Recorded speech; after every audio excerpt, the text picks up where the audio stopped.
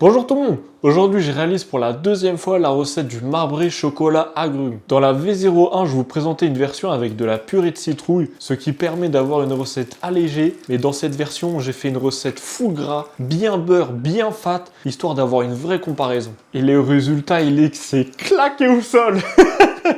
Vraiment, pensez à avoir un grand verre de thé ou un grand verre de lait parce que la pâteuse, elle arrive dès la première bouchée. J'ai jamais fait un gâteau aussi sec. C'est super triste. Mais par contre, niveau goût, ça me régale. J'ai fait 1x2 en termes d'alcool pour avoir un équilibre entre la puissance du chocolat et le côté agrume. Et franchement, même quand vous tombez sur la pépite du bonheur, parce que j'intègre du chocolat en morceaux dans ma pâte, bah le côté agrume, il s'équilibre quand même. Comparé à la V01, franchement, sur ça, je suis bien. Aussi, j'ai choisi de travailler avec du beurre au lieu de l'huile, parce que je vous avoue que je suis normand, et chez moi, c'est le beurre.